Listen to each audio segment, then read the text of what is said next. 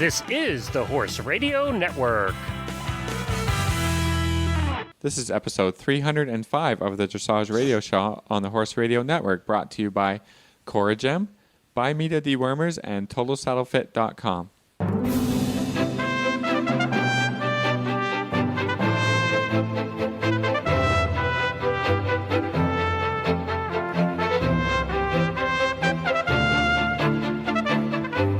This is Reese Koffler-Stanfield from Georgetown, Kentucky. And this is Philip Parks from Fergus, Ontario, and you're listening to the Dressage Radio Show. Hi, Reese. Hi, Philip. How are you? I'm doing all right. I was sick this week, so I'm not feeling the best, but it's okay. That's life, you know, and we carry on and we do the radio show. Exactly. Well, we made the great migration north last week on our week off, actually. Yeah. And we're home, and the grass is green, really green. It was so green today. It was really beautiful, and there's nothing better than Kentucky in the spring, driving with all the babies everywhere. And It's really, it's nice to be home, but I think I'm still tired too from the trip. It's just the season, and it's a really long trip home, and but thankfully everybody did great, and I think all the horses also are super happy to be back. So yeah, awesome. Well, not nothing much new here up north. You know, we're just plugging away, thinking about the first show in May, and working towards that. So I was going to say this year's, because of the Pan Ams, your show season is shorter. Yeah, it's bumped back. Actually, it starts earlier than I would really like it, because the first weekend of May we have to show, but there's also still the possibility of snow. Yeah, I bet. Not that it would be around and stay around, but I mean, it'd be cold. It can be cold enough to have a wet snow, sleet sort of thing that early in May. So sure, that's fine. We'll deal. You'll be good. You'll just be to be able to host everybody, you know. Exactly. It'll be worth it in July when we're all up having a great time. Yeah, it'll be completely worth it. Okay. So what do we got going? Who do we have on the show today? So we have a really, really good show. Two people that I really enjoy. Jacques Ballou, she is the author of 101 Western Dressage Exercises. That's her new book. And she's also the author of 101 Dressage Exercises. And she has a fitness book out. She's fantastic. And I've wanted to have her on the show for a really long time. And I think everyone will really enjoy her interview. She's just as smart in person as she is in her books. So very looking forward to hearing her interview.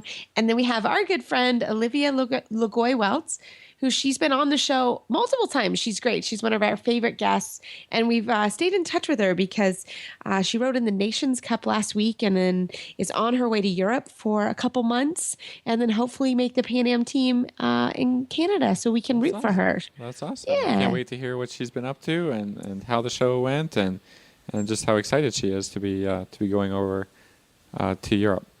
Exactly. That's great. So what do we have in the news? Well, I just picked this one thing out of the news today. Laura Graves and Verdadis vault to the 10th position in the world, basically, after that last show at the Nations Cup. Laura of Geneva, Florida, and her 13-year-old Dutch gelding jumped to the 10th position from number 20th the previous month, for the biggest change in the top 50 ranked combinations, and only the second American duo to be ranked in the top 10 for more than a decade. The first being Stefan Peters and Ravel, I guess. So yeah, pretty awesome. She had a great show at the Nations Cup, and she's headed to Las Vegas, where I'm really excited to watch her perform and to do her freestyle at the World Cup. Yeah, it's only a couple of weeks away now, Reese. It's only a couple of weeks, I know, and we'll give everybody a full report from Vegas. We're really looking forward to it, and but she really is something to watch. I will say, that very rarely do I really watch a freestyle and think, I want to ride like that when I grow up. And I think we can all say that when we watch Laura. She's a phenomenal rider, and watching her ride her horse, it really is what we strive for every day. That partnership that, certainly Philip and I, work really hard every day for and think about all the time.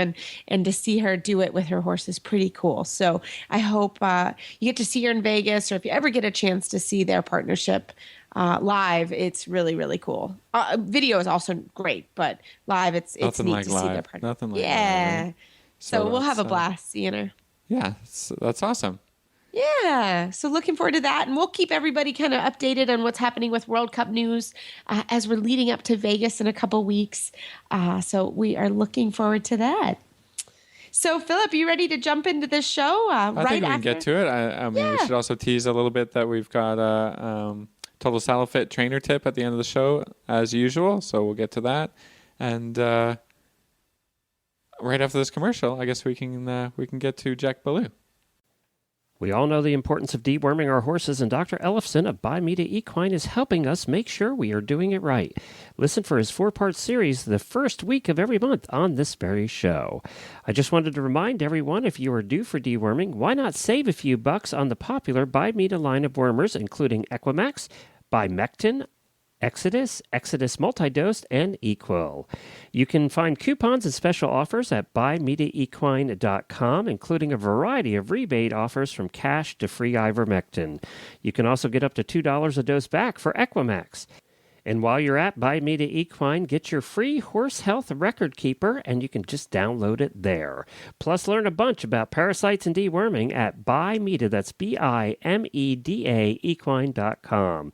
We at the Horse Radio Network all use By Media dewormers because we want the best for our horses, and we know you want the best for yours too. ByMediaEquine.com, and tell them the Horse Radio Network sent you. Well, it is my pleasure this evening to welcome Jacques Ballou. She is the author of 101 Dressage Exercises, and she just came out with a new book, 101 Western Dressage Exercises. Welcome to the show. Thank you. I'm a big fan of the show, so I am very excited to talk to you both.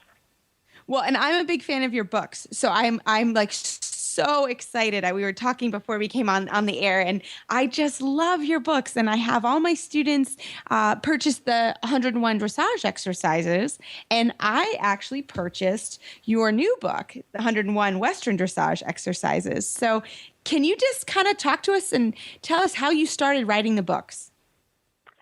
Yeah, super. And I'll keep it as short as I can, but I'm just an inveterate student. I guess like a lot of dressage people, I love learning new things. I like assembling information and coming at it from different angles. And I had this idea for a book back in maybe 2003, 2004. I was traveling at that time frequently to Europe, especially to Portugal every winter, to study and train. And they were coming at things a little bit differently than the way I had been trained. But it was just a different way of getting to the same outcome. It wasn't better or worse, And I thought somebody needs to compile all these different exercises that various dressage traditions use. So I came up with this idea for a book. I didn't quite envision it in the format it came out. That was really the brilliance of my publisher, Story Publishing. Thankfully, I'm sure mine would have been a more scattered interpretation of things. And they had the vision for how to lay it out so that each chapter was progressive from easier exercises to more difficult, and they came up with very clear diagrams and made everything just flow. And I just pitched the idea to them, and they came back to me with formatting it in the 101 exercise series that they have. They have other books in that series. There's the jumping one, and they even have a drill team one and various other ones. It's been very successful for them.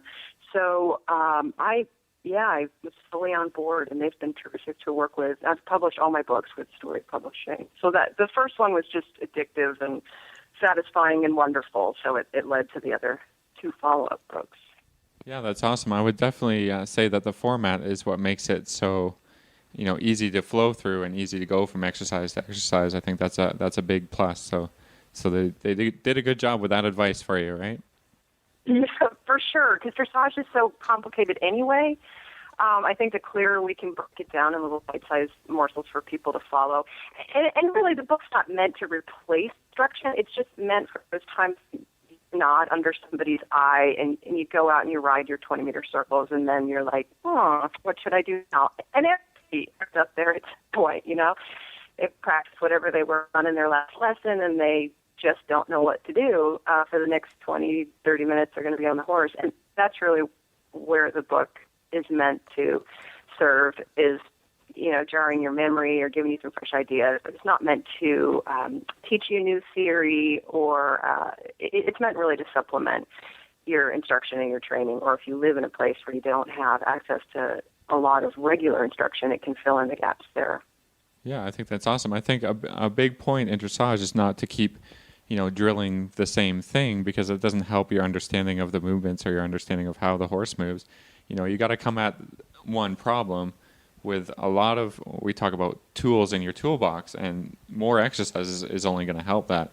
Hopefully without, confusing somebody so much, but really to keep it interesting for the horse and the rider, because you can only ride travers, so many ways, down the long side so many ways until it's just not going to go. It's not going to work, right? And then you have to figure something else out, and then you can. I think you can progress in that way really well. Yeah, well put. Well, we also wanted to know a little bit about you personally and how you came to dressage and horse riding and all of that. Will you give us a little bit about your personal background? Well, I was raised in a horse training family in Vermont, and thankfully I don't live there anymore after, this winter. I was checking the weather forecast from where I live now in balmy California, thinking, man, I just don't miss that in Vermont. But anyway, I was raised in primarily a driving family. My father is an advanced level combined driving event competitor and trainer, and I grew up training driving horses, and they all cross-trained with dressage and riding. And I think that's what planted the early seed for my deep, deep passion for the equine fitness and physiology that I'm so into. Because no matter what discipline our horses did for my parents, my mom is also a dressage trainer, a ridden dressage trainer. So whether the horses were in training for dressage or for driving or for long-distance competitive trail riding, we more or less train them all very similarly. Their basic training, their weekly structure was very similar. And that planted the seed for me for the value of cross-training and just creating a very well-rounded equine athlete first and then specializing later. And so my early, to circle back around to your question, my early passion was long-distance trail riding, competitive trail riding, and I had an indestructible Welsh cob mare of all things, totally not, you wouldn't think she was suited for distance, but she shined. We went 3 years undefeated. We rode all distances, 35 on up to 100 milers, and she was incredible, and she loved her job, and it planted for me the seed for how hard a horse can work, but fairly and still enjoy it, And I don't know, I just got the bug, and I've been with horses ever since. I never thought I'd have a career with horses. I thought I'd go off and write the great American novel, I think, but I keep getting called back, and I promise myself as long as I get up every day and just totally love it, I will continue to do it, and I do totally love it. So I went to Smith College back east for anybody that's in New England and got a very employable degree in philosophy. And a really useful degree. Yeah. I find a lot of philosophers in the horse industry. Apparently, we all decided to major in things like anthropology and philosophy and other things of that nature. But and then I've been in California now about 12 years out here on the West Coast. That makes total sense. My trajectory. So now, are you training full time? Are you riding full time? What do you do every day? I train full time, and I travel a lot and give clinics.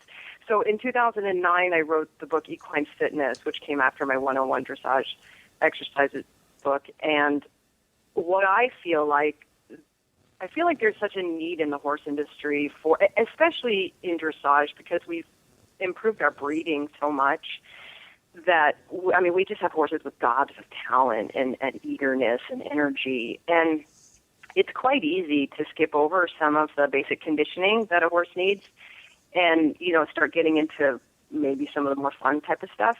But I find that then horses start struggling when we miss that basic conditioning. They start struggling, issues come up, and then to navigate those issues, oftentimes the training gets more complicated for both the rider and the horse.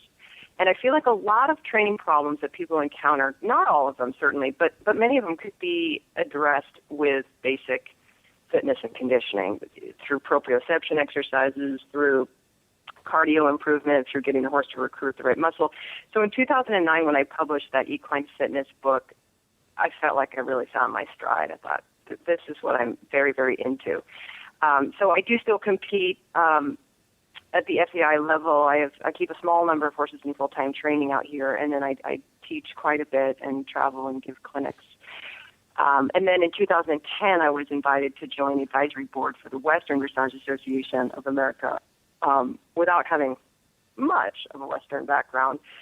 But they were interested in my passion and my teaching for correct movement, good, healthy, fluid, correct movement and athletic development of the horse. And I was involved with them for about 4 years and still am. It's a fun discipline to see taking off in our country.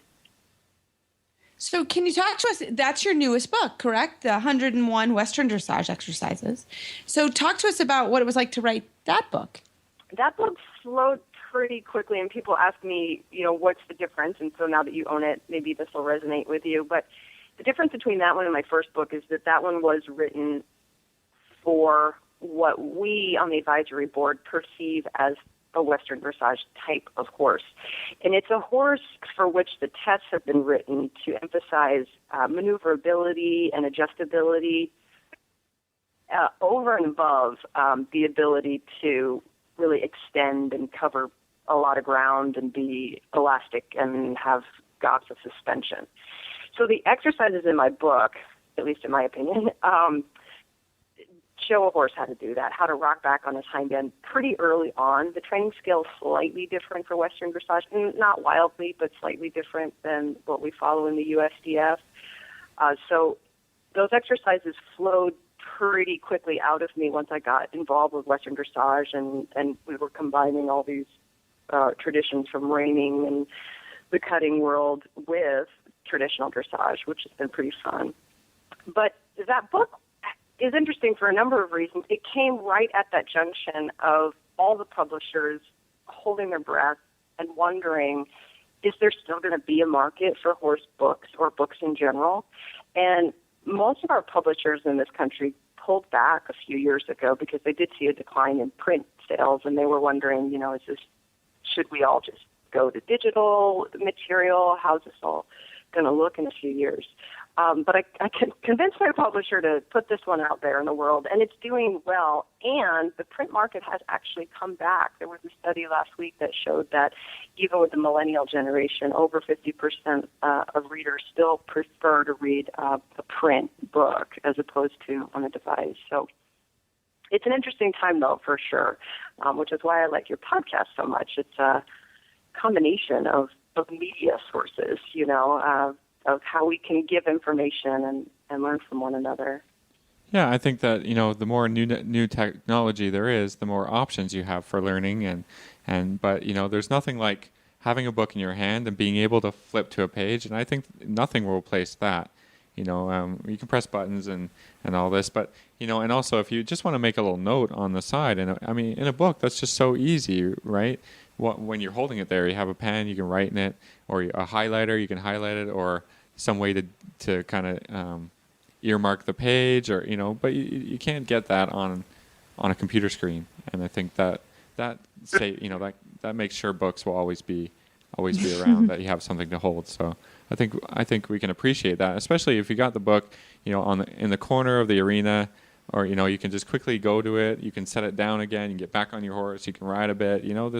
That's something that's really useful around the barn, and I know that I've seen the book in Reese's arena, literally. So yeah, I told you, Jack, I'm such a fan of your book, and one of the things that we use it for is if I'm traveling or on vacation, or I have a student that we're just working through the basics. I like to give them the book and say, okay, start with exercise 1. And we work our way through the book, depending on the level of rider and horse. And sometimes we talk about maybe why that exercise wouldn't be appropriate at that time, or whatever it may be, and table it for the next. But it's a really fun book that way. And we've enjoyed it. And so I'm a huge fan of, or when I go away to Florida for 3 months, I think it's a really good guide for people, like you said, that if you're struggling, which, even Philip and I mean, all of us, yourself, I mean, as trainers and riders, sometimes you think, okay, there's got to be an exercise for this particular problem. And that's the thing. Trainers are used to pulling those exercises out. But what's so great about your book is it really makes everybody think. And really, at the end of the day, that's how we train horses. So I'm a huge fan of the book, and I really use it a lot. Like I said, when I travel or I'm in Florida for my students that stayed up north, and I wasn't able to be here all the time, I have them use the book a lot. So I'm a huge fan. And I also bought the 101 Western book because, again, I think it's fun. I think we can all learn from every discipline, and doing the show. And I think I'm a fan of Western dressage. I don't know much about it, but it was a good way to start to learn about it. So I'm a huge fan. I was excited to have you on the show because I was like a little nervous. I'm not going to lie, because I love the book so much. Super. And I think the other great thing about exercises, especially when a trainer like yourself can suggest a few to a student, is they're a good way of self-check-in. I think the exercises can point things out for you. It's easy to ride around, as an example, thinking your horse is pretty connected and pretty over the top line. But if you're sticking with some simple 20-meter circles or just cruising around, and then you shake things up with riding through one of the exercises your trainer has left you on assignment, and all of a sudden it can just illustrate for you, oh, wow, this isn't going so well. Wow, maybe my horse wasn't as connected as I thought he was, just as an example. I think the value of having clear exercises to follow, in the same way riding through a dressage test sometimes can do, it can eliminate things for you.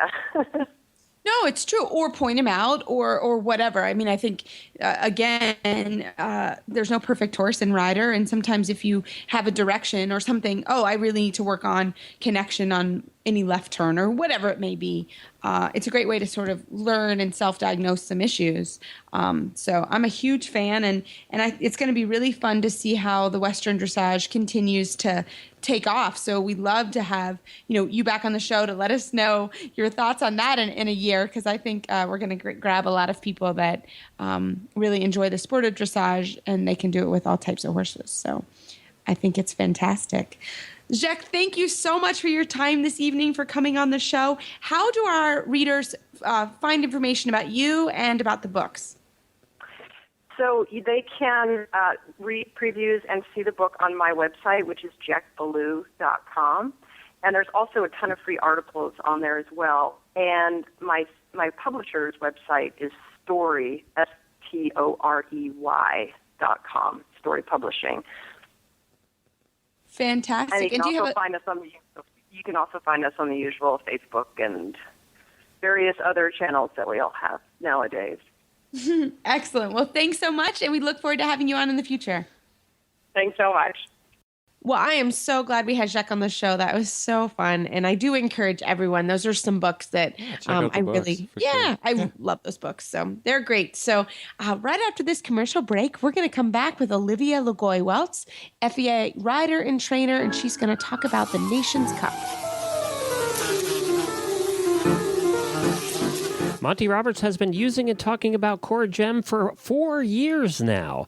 CoraGem is one of the leading suppliers of Brazilian killer bee propolis, both in liquid and cream.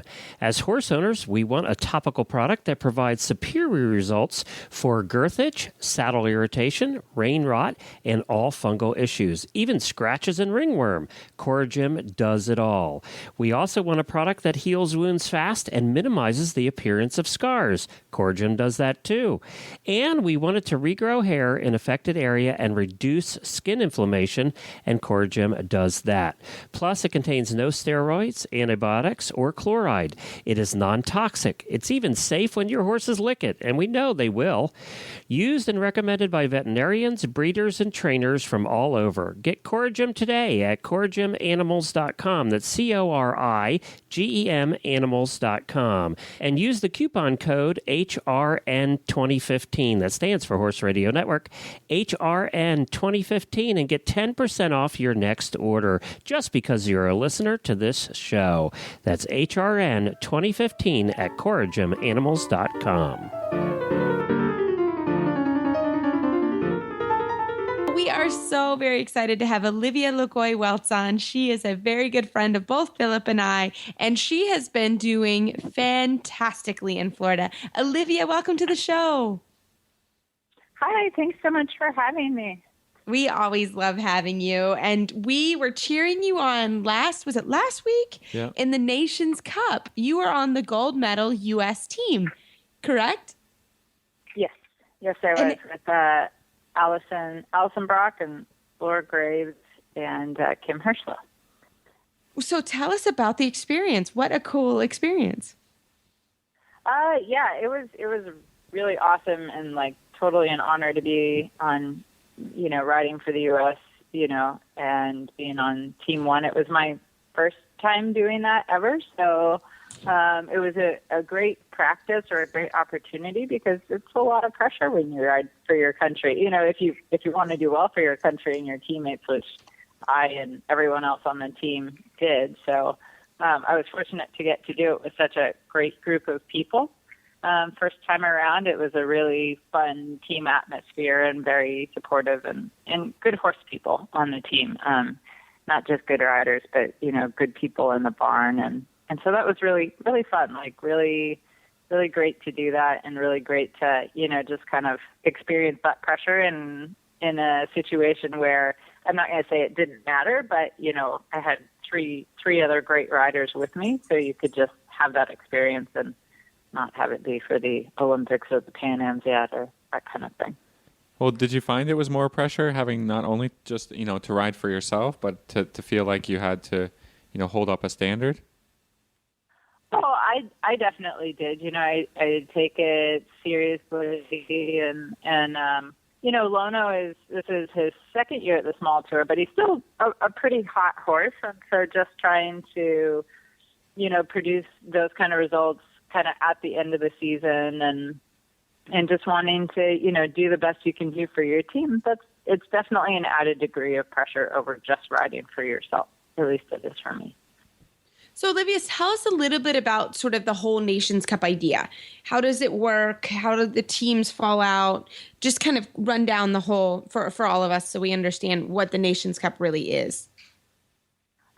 Okay, I will do my best. So the Nations Cup is kind of an opportunity for, all nations to put together a team and compete. Like the Nations Cup here is actually run in the same format as the Pan American Games is. So you can have split teams with small tour and Grand Prix, or you can have all small tour team. I guess technically you could probably have an all Grand Prix team, but I don't actually know that. I don't think it's allowed. No, it's not allowed. Okay, Right. So there you go. It's not allowed. So you can either have a split team or an all small tour team. And for the U.S. And Canada, they were both allowed to field two teams because they have enough riders ranked. So there was Canada. Canadian. Come on. Philip's Canada. Canada Team 1 and Canada Team 2 and U.S. Team 1 and U.S. Team 2. So it kind of goes like the top 4 ranked riders and then the next 4 ranked riders after that go on Team 2. And So I'm going to step in here. It must have been pretty exciting to have ranked to USA Team 1. That's huge. Yeah, no, it was very cool. Like I said, in that way, like a lot of pressure, I think also just because I was, I'll say the lowest ranked, like Kim Hirschlow's our number 1 ranked small tour horse. Yeah. And so I was number 2, but then number 4 on the team. So then you're also like really just like feeling like you want to try and prove yourself and be valuable and whatnot. So so we do that and we do the jog as a team. And then, we picked our order of go, and sort of, you do it somewhat off of rankings and then somewhat off of like, we had the weather play into ours quite a bit, and it worked out for our team the same as the ranking. So I had to ride first because my horse handles the heat the best, whereas Kim's horse doesn't handle it as well. So I had like the 2:00 ride time, and then she got the later ride time.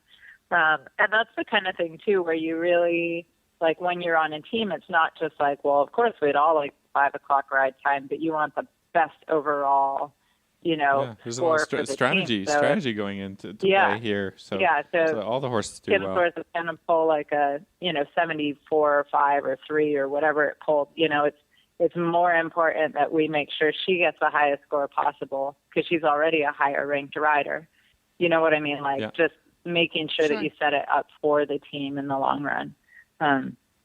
So that, that's how that went. And so you do the, test one. So for small tour, it's the St. George, and then the I-1. For the Grand Prix, it's the Grand Prix, or the big tour, it's the Grand Prix and the special. And then they take those scores, and that plays into the team competition. And the Grand Prix horses get an additional, I think it's 1.5. Is it? I think it's percentage points added. It's like a handy. Yeah. Yeah. So that, we were lucky because we had such strong Grand Prix riders on our team to begin with Allie and then Laura. So that, that was great for us. And then, so then that's the team score off those 2 days. And then the freestyle is the individual, and the other tests don't play into that at all. Like the individual is placed just off of the freestyle, and there's no additional percentage points for Grand Prix, and the small tour and Grand Prix compete like against each other. So you could have a first place Grand Prix and a second place small tour and a third place Grand Prix or something like that. That's so cool. It's it's really kind of a fun. funky format, but I think it works, and I think it'll work for the Pan Ams as well. To allow, I think it allows for countries. Canada and America, we can field 2 teams of Grand Prix horses basically, but there's nations in there, Colombia, Dominican Republic, Guatemala. They'd be lucky to have 1 Grand Prix horse, so they can still compete in a Nations Cup with small tour horses, and I think that's really awesome, and that really will play into the Pan Am Games and keep a lot of countries that can field teams. That's really fun. Yeah, and I think it's important because we want as many people involved in the sport as possible, and it's a great stepping up point for everyone involved, whether it's like my small tour horse being on and getting that practice for hopefully the future, just for the riders and the horses, and for all of the nations, even the ones that are still working to build their sport. I think it's a great thing to help build their sport. Because eventually they will have a full Grand Prix team, and we'd like to help everybody along and really give the sport exposure, and in different countries that are just developing it. I think all that stuff is just positive. I think after having a successful Nations Cup, as we saw here, that they will just take that format directly to the Pan Ams, and I think it'll work out great. It'll be fine. And we'll see small tour and large tour horses come up here very soon. Yeah. So Olivia, it'll be exciting. So what's the process for you now? What happens after? What's next? Yeah. What's next? Okay. So for this year, the United States has elected normally what happens is you have your top rank, then we have like Gladstone, and that would be our selection trials, and then whoever is the top place for the selection trials would go on to the team. This year it'll be the top 2 Grand Prix and the top 2 small tour.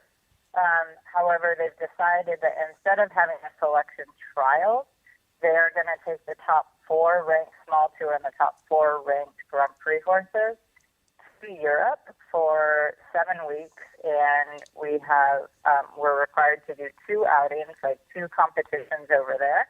I think 3 shows are offered for the small tour horses and 4 are offered for the large tour horses. Aachen being one of those, you don't get to do a small tour horse at Aachen unless you have a large tour horse, so that wasn't an option for the little guys. But and there's one required, like the last show in Austria is like a required outing that we all have to compete at. So then they're going to take those scores and then basically pick off of your performance in Europe. But they also it's a little bit that they're able to base it off of scores and like your overall performance, sportsmanship, like that kind of thing. All right. So when would you leave for that? We're going to leave April 29th, and I think we come back June 16th or 17th. And then once that's over, they'll select the top 2 small tour and the top 2 large tour horses, and then and probably an alternate for each. So I guess it's really the top 3. Mm-hmm. And then they'll be based out of Gladstone for about, I guess, 2-3 weeks, leading up to the Pan Ams in Canada, and then we'll go up to Canada from there. Cool. Excellent. Yeah. That is Sounds like so fun. cool. Well, it really just sees over time. You know, how do the horses do over time in different circumstances, from Florida to where it's hot and the weather was terrible for the Nations Cup. I know it rained the whole it was I saw pictures of ducks floating at Global. You know, how do all the horses handle that going to a game type situation where that stuff inevitably will happen. And how do the riders fit it as well? And we also, you won the Dressage Foundation grant as well, didn't you? I did. Which was, and what was the name of that grant? I can't remember at the moment. It's the Carol Lavelle Advanced Dressage Prize. That was a really big deal. Yeah, it's a big deal. It's a big deal grant, and that was exciting. That's fantastic. Well, Olivia, we thank you as always for sharing your journey with us on the Dressage Radio Show, and we look forward to keeping in touch with you this summer. And I am looking forward to cheering you on at the Pan Am Games with Lono. I know you've had a fantastic journey, and you've just done an amazing job. So we look forward to keeping in touch with you. And how do our listeners find you online? We've got a website, which is www.livedressage.com, and then we also have Facebook, either just my name, Olivia Lagoy Weltz, or there's also a Live Dressage page as well. And we thought we'd try and do kind of like a Lono does Europe, like, you know, keeping up with Lono as he goes through Europe and that kind of thing. That'd be cool. A little bit of a blog. Yes. Yeah, like a little road trip thing with little video clips and like funny occurrences and that kind of thing. Because, you know, it's fun to see what's going on over there, and sometimes it's a little like, what is going on? And we get to stay at some pretty cool places. And the barn we're going to be based out of is in Austria, and it's really beautiful. It's like on the side of a mountain. So beautiful. Nice. Very excited, very grateful to have all the opportunities that have been coming our way. So excited. Fantastic. Well, we can't wait to keep in touch with you.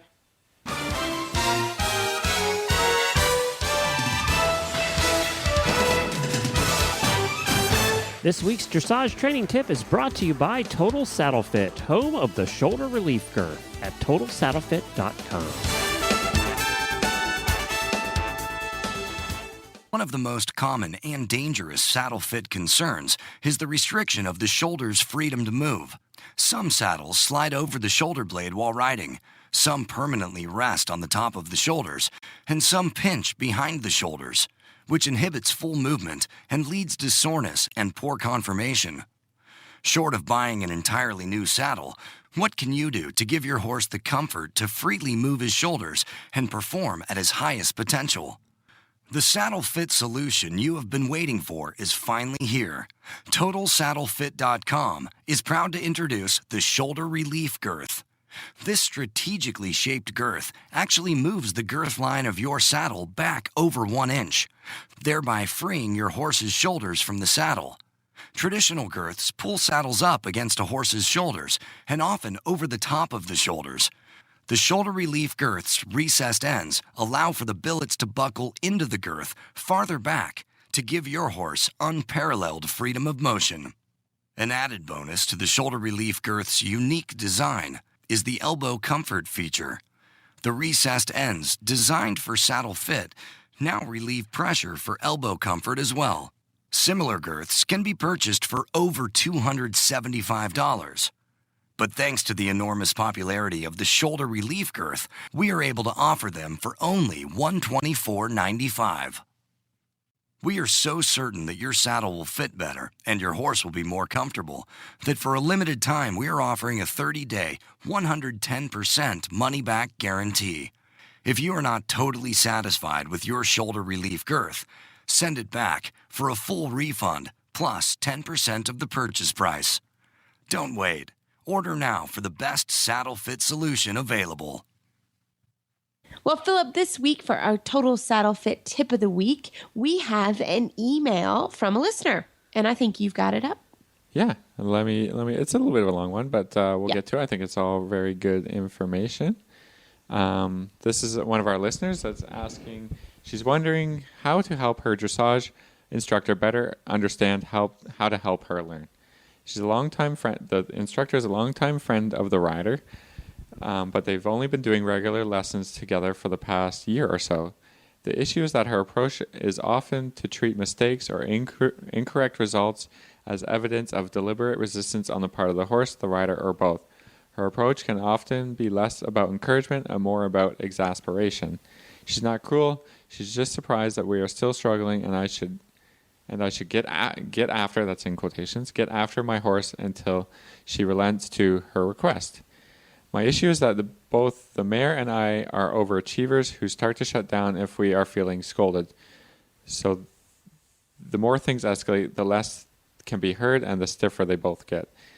An opinionated, off-the-track thoroughbred mare does not need a tense rider, especially if the goal is fluid engagement and throughness. Her mare and her have come a long way, and the best strategy has always been persuasion. Yes, I know it's hard, but I think we can figure this out and keep trying approach. More often than not, she's doing exactly what she's being told to do. I'm just not realizing my mistakes. But the more nervous that she gets, the less I can feel my own body, and it becomes a mess. She's having a hard time addressing, this isn't working for me right now. Please back off so I can think at the moment. I need a way to approach this with her in a gentle fashion outside of an actual lesson. She doesn't want to harm the friendship, and she doesn't want to insult her. I just need to find a way to approach this so that at the end of the lesson, things aren't just feeling frustrated and not moving forward. Do you have any advice for this, Reese? Yeah, I do. I mean, I think that, and I'm sure you have similar, with your trainer, it's a different kind of relationship. It's not just, it's a doctor and I paid you for your services. We become friends with our students, or there are times that I actually teach people that are my friends outside of horses. Or my wife. Or, oh yes, your wife, which God bless Meredith. She's like an angel. I'm just saying. Yeah. Or your wife, or I won't teach my husband. Actually, I told him he has to find another instructor. But there are times where, we are close to our friends, and just like anything, I think communication is number one. Communication, and then really defining the relationship. And that is, okay, right now I'm your trainer, and right now I'm your friend. And they are different. You know what I mean? My best friend actually also rides with me. And so there are times that I'm doing my job. And I think it's only human nature to want it to go well for your friend. I don't think that this particular trainer is trying to do anything bad. I think that they're just maybe over trying because they really want their friend to do well. So communication, I think always talking. I think it's important. And Philip, I know you feel the same, is it's important to speak with your trainer too. There's nothing wrong. And I think we all grew up in an atmosphere of you can't question your trainer. Well, I don't want little soldiers running around. I want people to ask me what I'm doing. And I want to be able to have that communication with my trainers as well. But I will tell you, there's a time and a place to have that conversation. So I think that our listener alluded to that in their discussion.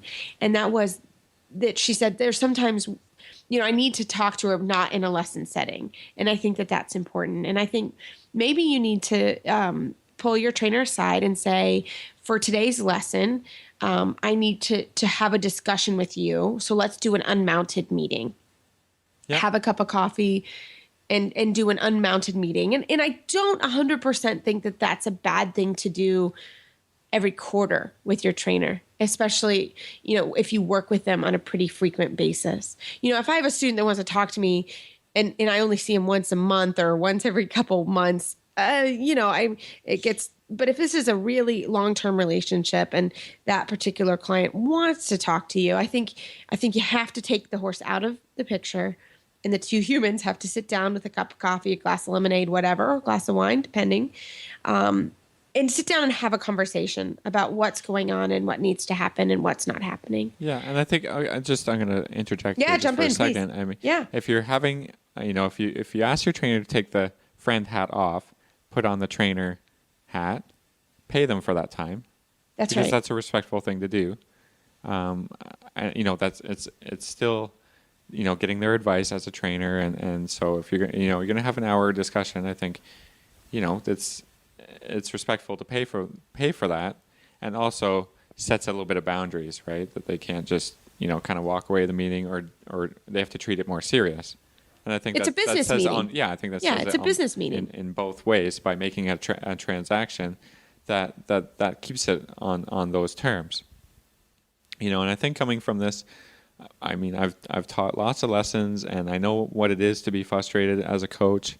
And when I was talking about teaching Meredith, there has been lessons between her and I that had ended in tears, and I feel terrible about it, right? Because it was just issues we were trying to work through, and it's hard to make that separation between coach and person, and sometimes get after the horse or get after yourself moment feels very personal when it's coming from your friend, and so it becomes it's very, very difficult. And I can't say that I found a solution that works every time for that, but in that moment, Meredith will say, "Can you just back off for a second?" Because it's fair for her to say that, and I can go and I stand in the corner, or I leave the arena for a few minutes, and I come back and I say, well, and I just I just leave, because you need to break away from the frustration, take a deep breath. I find that when I get to walk away from that situation, I start thinking through things and start thinking, why is it not working at the moment? And then she gets that opportunity as well. I come back in, we talk about it for a bit, and maybe we don't do any more work after that, but we just talk. We say, you're trying to do Travers. I thought the horse wasn't really giving the best effort. I thought, maybe I thought you were, I'm really, really honest about it. They say, I thought you weren't giving a great effort with it. Why is that? I think the more that you can discuss these moments, the less they happen. Agreed. No, I think so. So I just say, cut. We just need a break. Stop. We just need a break. Come back or don't come back, or come back the next time, like whatever. But I feel like just to keep teaching through that moment is not helping either person or the horse or whatever. And so... Well, and I think it's the nature. I think it's the nature of the beast. Yeah, yeah. And we typically spend a lot of time with our students, and so you become close with. You learn about their family and what's happening for Easter, for example, or whatever. And I think it's just the nature of the beast. And so there are times where you have to then kind of communicate and say, I'm not trying to hurt your feelings, or I'm not trying, but this is what I'm seeing. So I think from a student perspective, you have two trainers here. So from a student perspective, and I've had this with my own trainers, and that is, hey, we need to go to dinner and we need to have this discussion. We need to talk it through. Yep. And then everybody knows where everybody stands. Yeah. And you can move forward, hopefully, from that. Yeah. And the other thing is, it can be uncomfortable. Sorry. It can be uncomfortable in the moment, but like any relationship, it is a relationship, and then you add in the horse. So I don't know, sometimes there's a lot of things there, that you have going on. A lot of issues, a lot of factors, and I think the more that you can just calmly, to move, because I think in the end, I have this perspective that it's about, for 99% of people, it's about having fun, enjoying time with the horse, and the more you get that across, not going to the Olympics the next week, so just take it easy. Yeah. You know what I mean? Deep breath.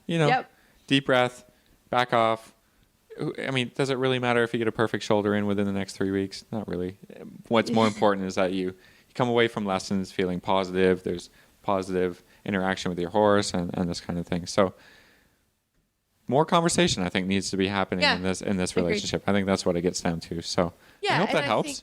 I hope that helps too. And I was just going to add in, I thought her perspective on training a mare, which this is a whole nother tip. Actually, Oh we my could God, we could yeah. grab another tip into this, but I think her perspective, she does bring that she has a very hot, sensitive mare, and, Yeah, and she thoroughbred talked mare. about that. Yeah.